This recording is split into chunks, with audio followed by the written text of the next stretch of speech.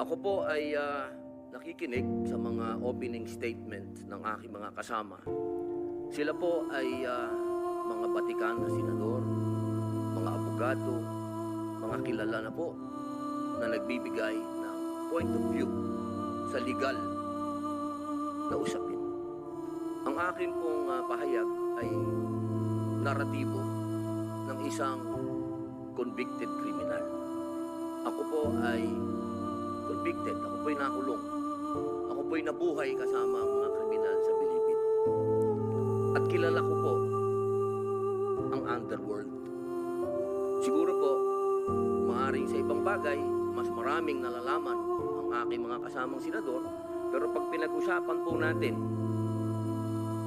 ang mga kriminal dito sa bayan natin, ako po ang magsasabi sa inyo, napakadami na pong kriminal sa atin na walang puso, ang mga halang ang kaluluwa.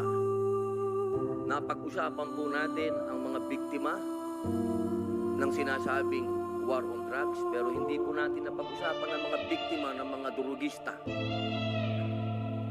Kung paano pinapatay ang kanilang mga anak, pinapatay ang kanilang mga asawa, pinapatay ang kanilang kapitbahay.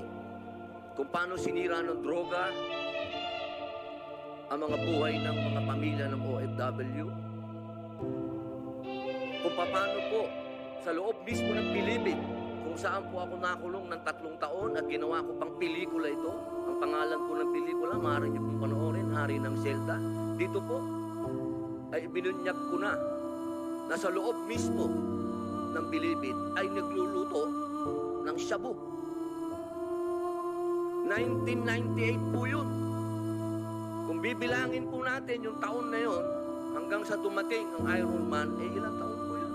Ganun po kahaba ang mga panahon na namayani at talagang naghahari ang mga drug pusher sa Bilibid. Alam niyo po, mga mahal kong kababayan, wala po, totoo po. Ang kamatayan ng buhay ng isang tao ay yaan po ay bigay ng Diyos. Yaan po ay kayamanan, yaan po ay regalo sa atin ng Diyos.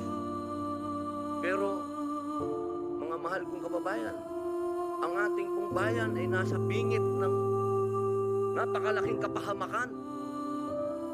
Kung hindi po tatitindig ang ating kapulisan, kung hindi po tatayo ang ating mga law enforcement, tayo po ay tatalunin ng mga sindikatong nag-ahari na nagluluto na ng mga droga kung saan-saan. Mga mahal kong kababayan, ang datos po ang magsasabi na nung sa panahon ni Pangulong Rodrigo Roa Duterte, masasabi ko na po na natakot ang mga kriminal. Wala pa po siyang ginagawa. Doon lang sa commercial niya na last Christmas yun na to, natakot na ho ang napakaraming kriminal. Natakot na ho ang napakaraming durugista, napakaraming pusher ang nag-surrender. Wala pong nangyayari. Sa salita lang po yun. Mga mahal kong kababayan, kung sisisi natin lahat ang mga namatay dito sa administrasyon ni Rodrigo Roa Duterte, abay nagkakamali po tayo. Alamin po natin kung ano ang drug underworld. Kung ano ang mga drug syndicates. Ako na po ang nagsasabi sa inyo, regular na po ito tuwing magpapalit ang administrasyon, naglilinis ang mga sindikato. Magkakaroon talaga ng maraming mamamatay dahil naglilinis. Para pagpasok ng bagong administrasyon, yung kanilang mga alagang, mga kriminal, mga alagang, mga pusher, mga tapos na. Sana po, sa usapin na ito, maging realistic po tayo, mga mahal kong kababayan. Kung kailan ba natin na ibalik sa mga kababayan natin ang kalsada.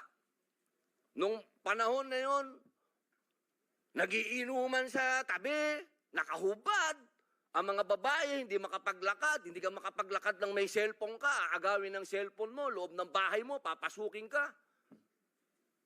Mga kababayan naman, huwag naman nating haluan ng politika ito. May mga bagay dito sa mundo na kailangan maging realidad tayo.